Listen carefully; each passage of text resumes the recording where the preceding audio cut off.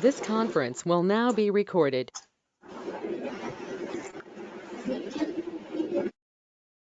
Second program related to the inheritance in Java. Here, the given basic class, the superclass staff, which has members, phone, salary, to read the details and display the details in a given format.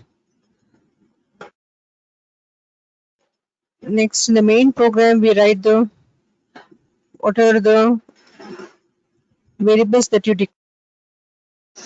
Here we declare the derived class for teaching. Next, for the technical and contract. 3 objects are created for each. Is the superclass. Next, you derive the class teaching, technical, and contract. Add some of the new variables to the given derived class. For teaching, we use the domain publications. Details. First, the basic details are read using super.read. Next, you read them for domain and publications. Next, you display all the details. Similar way, technical classes declare a variable called skills. You read the details using super.read. Read the skills detail and display. Last, we use content, which is derived from the superclass staff. You read the detail period. We display the details read. Finally, the result is displayed by displaying the details of staff. Next, you read the publications and read the details, technical, contract. Finally, you display the details of teaching, technical, and contract. Next program, that is 2B, to demonstrate the string tokenizer in Java.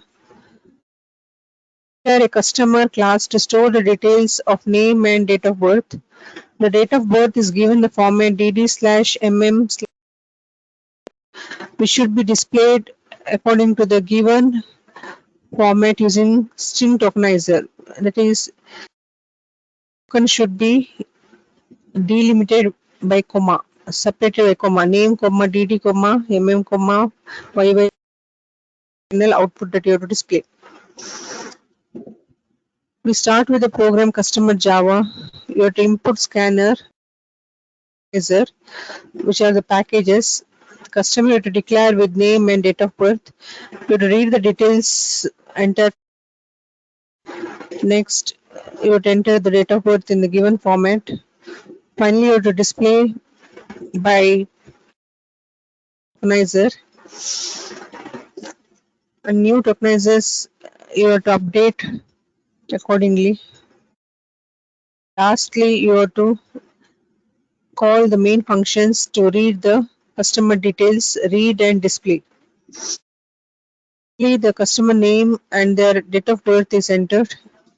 The result shows that you have to separate with format should be of required as given format. The name, comma, month and the year will be separated. Next program, that is 3A, exception which is done with the particular exceptions handling statements. You check for the exceptions which are software interrupts and display the error accordingly. In this program, we have to read two integers a and b, compute a divided b, and when b is 0, you have to make use of the class exception demo. In this, you enter the values for a and b. scanner, you read the values, and then you have to b is equal to 0 or not. If the value a divided b, when b value is not equal to 0, no exception is raised. Otherwise, b is 0, then catch the exception known as arithmetic exception. Ex is the object, and that is displayed. The given result, enter the two values a, b. 3 and 2 is entered, so no exception is generated. And next you enter a and b value 4, 0. Now arithmetic exception is 0. Next program 3b is multi-threading application in Java. Process can be divided into different threads and executed for faster operations. Has many states in its life cycle. It can be new state, runnable, waiting, finally terminated. In this program, we use multi-thread demo, the file name, where cube numbers are displayed according to the multi-thread. So you implement runnable, that is the class name. Next, you have to call this and run displays the which thread you are running and its square is displayed. Next, cube class is runnable. Here, similarly, the value cube is taken display. Then you generate values and then display it according to the delay function, that is thread.sleep is called. Functions can be handled by using get message, it will be displayed, and you use the main function to create and generate it. So randomly you from the input and display. Next, quick sort, the method that is dividing the list by using partition, and then you use one pivot number which stores initially the, and you have to increment the I variable and decrement j, and you have to test with the pivot number. So there's the algorithm.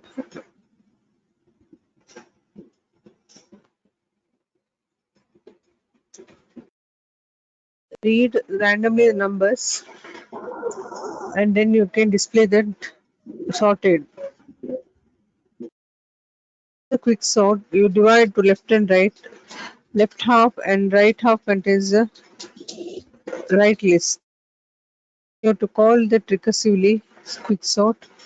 And partition function is called, in which the pivot value will be the 0th value and you can store other values.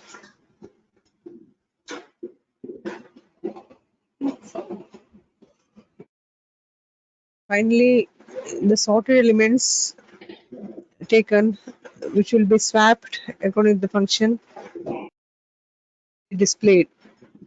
So here starting time and end time is considered the duration, and that is displayed. Given input greater than 100 to 100, we can display the output.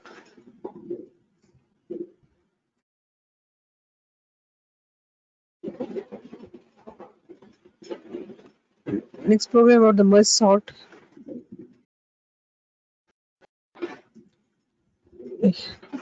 The list which is divided further and then it is combined in a sorted order.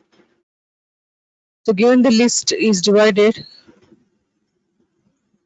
you consider the IN where I should be less than the P and J less than the Q value.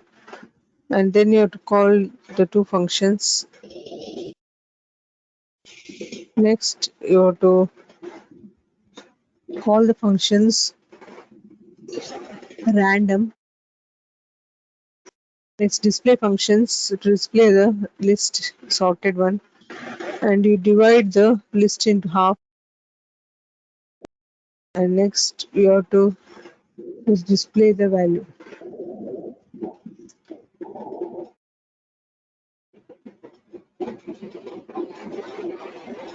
Merge function is to combine the sorted list into a single. The program and output in a table form and the graph can